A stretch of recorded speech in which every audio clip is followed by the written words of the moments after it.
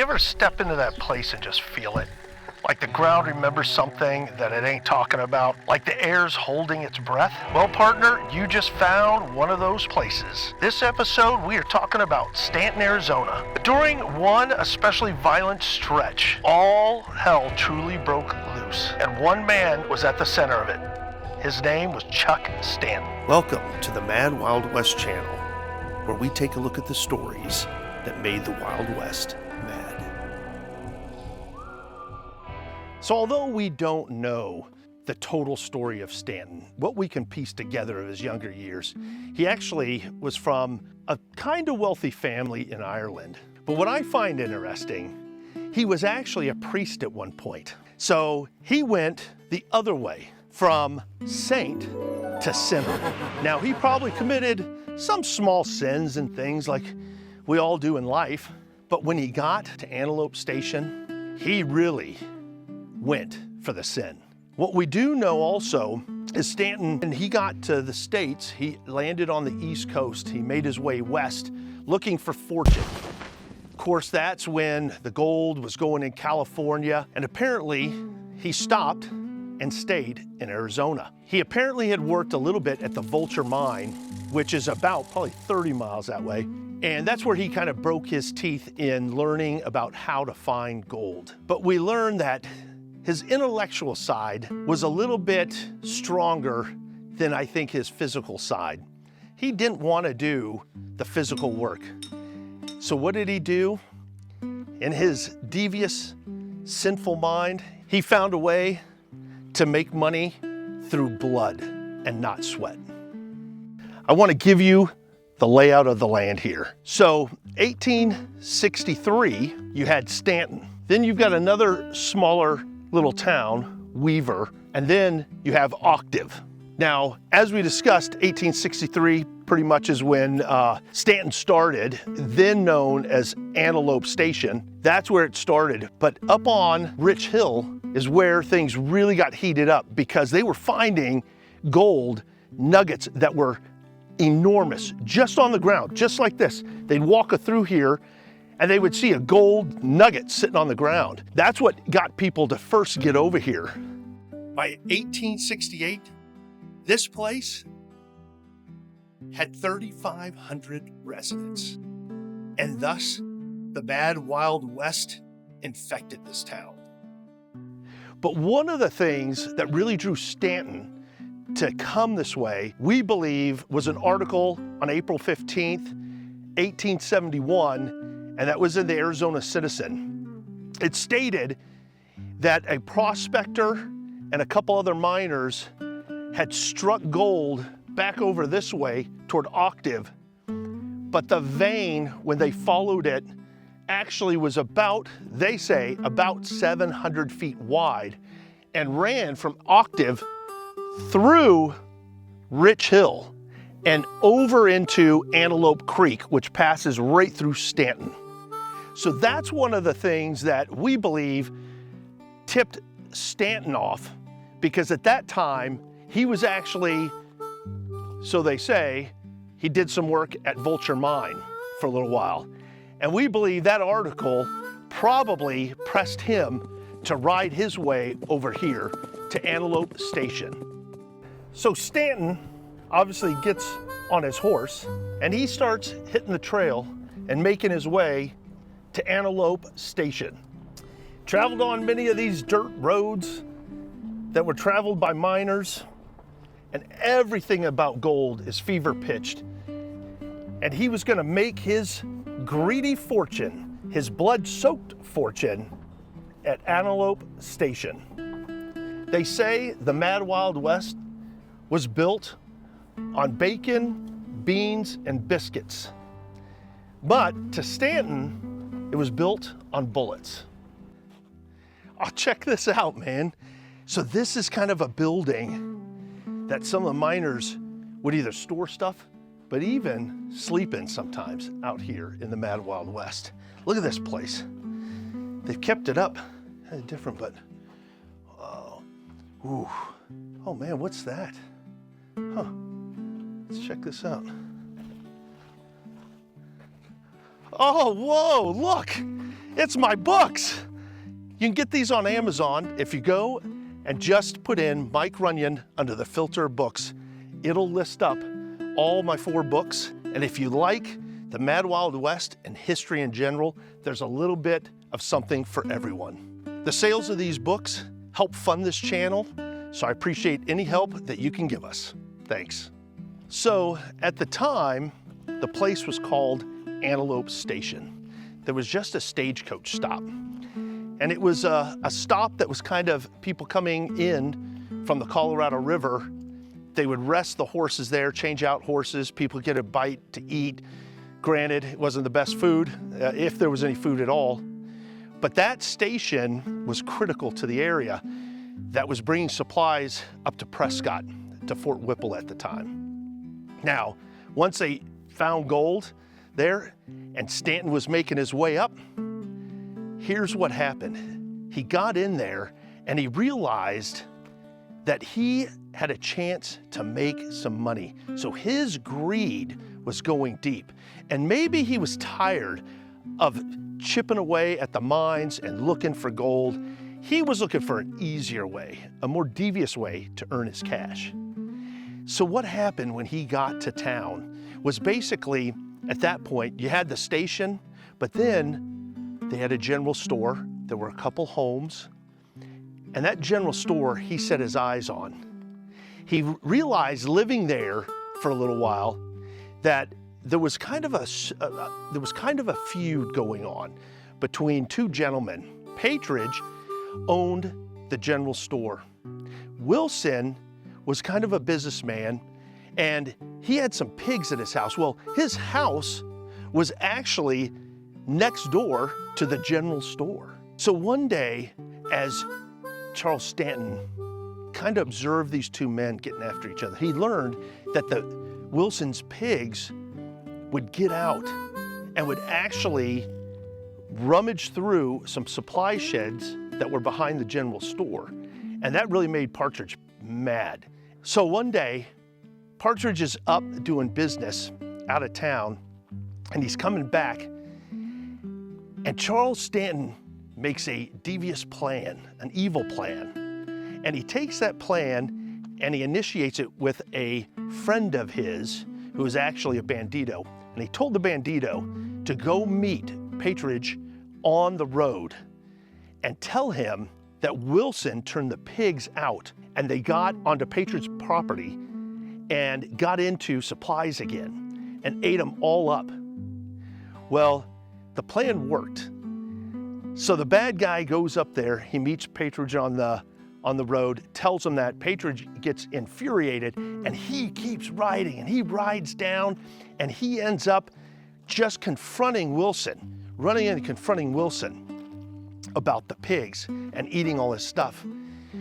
As they get in a short argument, Patridge pulls out his 6-shooter and fills him full of holes. At that point, he gets arrested. Patridge gets arrested, and they send him down to Yuma prison. He spends the rest of his life in prison. Patridge tells the newspaper down there, a reporter at one point, that he is haunted every night in his cell by Wilson's ghost for what he had done. So Stanton thinks that now, at this point, he's gonna be able to take over the general store. Just like many plans, plans don't go as planned. And that's what happened to Charles Stanton. What happened was he did not know that Patridge had a silent partner named John Timmerman. And John Timmerman, he came in and took over the general store. So that just infuriated Stanton.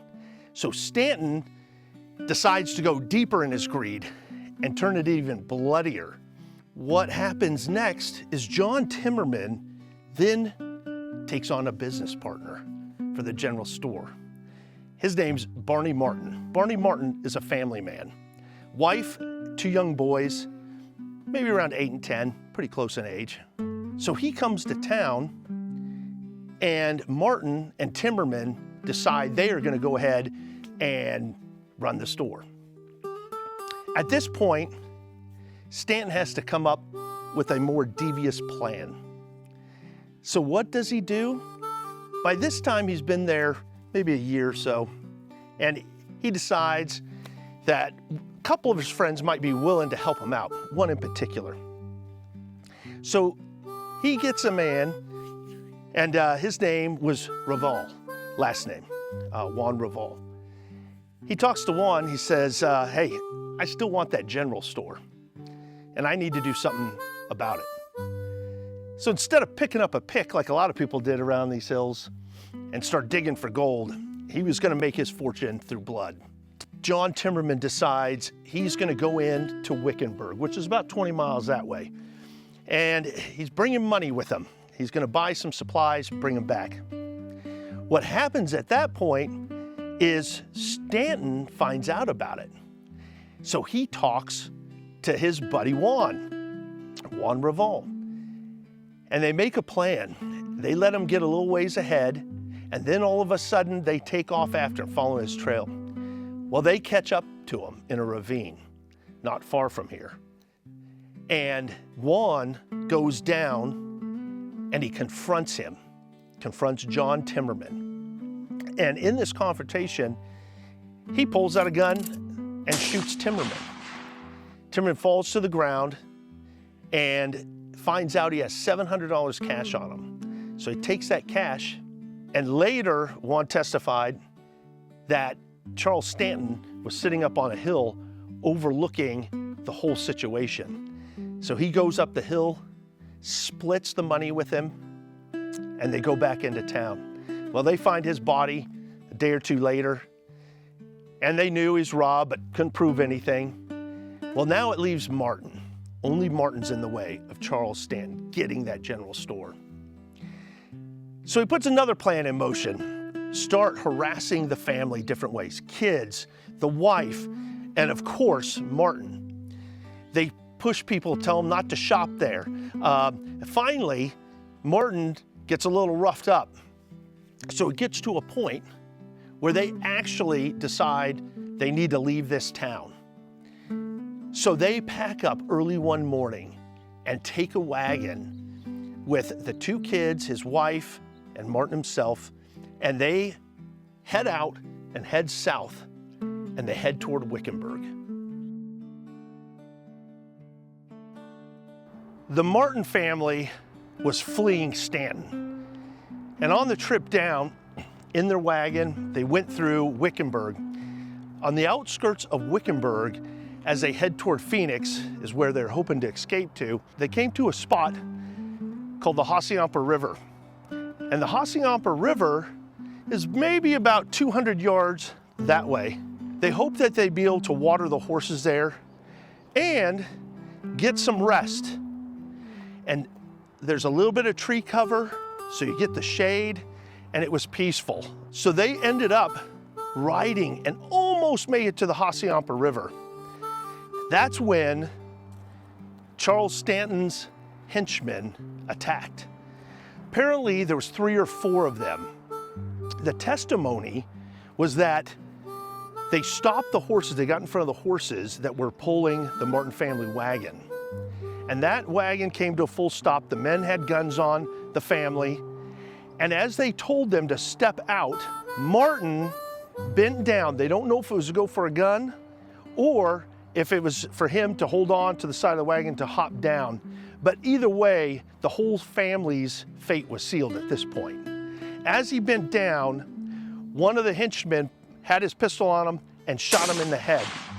Of course, Mrs. Martin flipped out. She jumped out the other side and ran around to get her husband, and another henchman grabbed her by the hair and slit her throat. At that point, the young boys had jumped out and were running to their mother's aid when they were taken, and their throats were slit as well.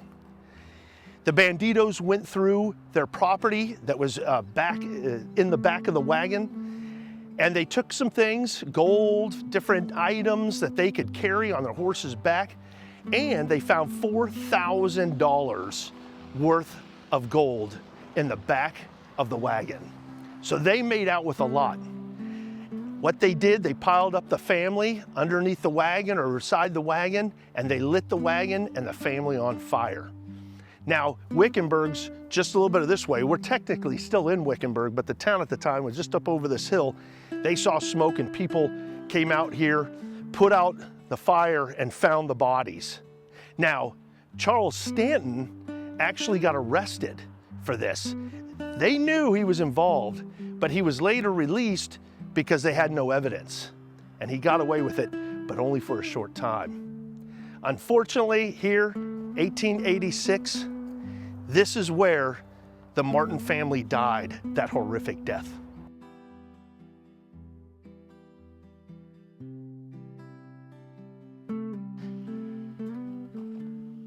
Now, with Martin out of the way, that was the start of Charles Stanton taking over the town. He has his general store. He's got the town filled with his friends that are really banditos and robbers. He ends up becoming the postmaster, the sheriff, and the judge of the town. At that point, it is going crazy. Of course, it brings in all the gamblers, the ruffians, the brothels, the ladies of the night, and he actually has the saloon rocking and rolling every day because he's making money on liquor, everything they eat, on the gambling hall, and even to this day, they say that saloon is haunted. So as the booze and the gambling started, somebody comes into town without the best intentions. They're gonna make it rich here, and they've got their, of course, their trusty sidearm on them. They would take this small little walk and come across here. And this was part of the old main street that ran through here. So this would be busy and lively with people. There were fights. There were gun fights, fist fights, you name it. Any type of fight, cat fights, you name it. They had it happen here. This was our main party place. And this is where a lot of trouble started and ended. And usually somebody ended 6 feet under out of this place. Now they say this place is haunted by the people that died in this town in horrible ways. And they'll knock on the walls sometimes just at random. Here was the old bar area. Now this isn't the original bar, but this would be the area where people would go for the watering hole. They'd wet their whistle and they'd be ready for the next fight or the next mining expedition, whatever it might be. All right, it's time to close up and get out of here. Let's, All right, I'm gonna set down the camera. yeah, go for it. I'll close this up, make sure it's all. Oh man. Did you hear that?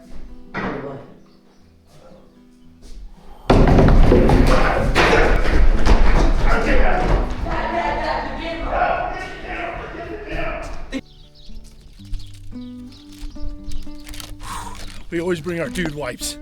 Thank God for dude wipes. Scary situation like that, definitely want to bring these along.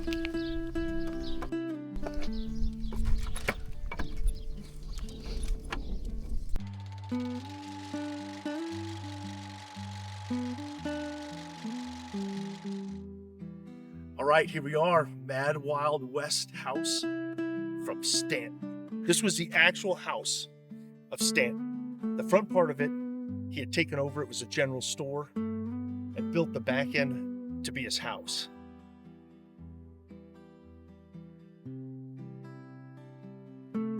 We're now inside where the general store would have been, that Stanton ran, that he actually stole, he actually killed for. And in this spot, he would sell and jack up his merchandise, be ripping people off. And behind that door is where he lived. And it was actually right in this part of the room that fate and the Mad Wild West met up with him. Now the issue is, in Stanton, the law came second, lead came first. And when you live by the lead, you usually die by the lead. He ended up partying and having fun just like everybody else, but that got him in trouble. Apparently, one night, he makes a pass at a woman. It so happens it's not just any woman. That woman's brother was the head of a gang down in Mexico area. Lucero was his name. He comes in one night and shows up to town because he heard how his sister was treated by Charles Stanton. When they showed up, it was nighttime. One of the last lights that were flickering from the candlelight in a window was the general store. So Lucero and his men dismount and go into the store.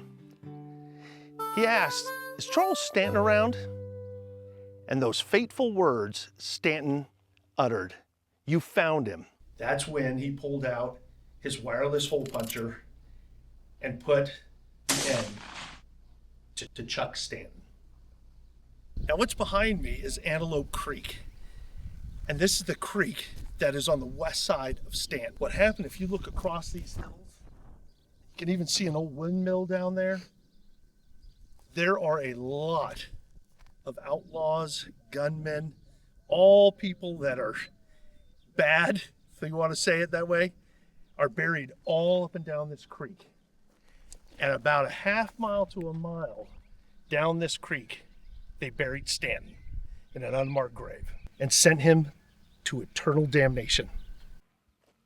So the gold was so rich here throughout Stanton that to this day, people still mine and are still finding gold. If you haven't seen before, people are still making claims to this day. And this is an actual claim. And just over the ridge, a private person is running his tractor and digging up the land, looking for his gold. And even today, you can make claims throughout this whole region for gold, silver, or copper. So currently, Stanton's owned by the Lost Dutchman Mine Association. Great association you can join and actually learn. They teach you about mining. They actually own properties that you can actually go mine on. And so if you have an interest in that, check them out online. They actually turned Stanton into an RV park. And as you saw, a lot of the original buildings are still there. But if you join them, you can use this RV park. The only warning that I have to you, that if you're there parked in your RV and at 2 a.m. a knock comes on the door, don't open it, because they say Stanton's ghost still wanders these lands and is not too happy. Ha ha ha ha ha ha ha ha!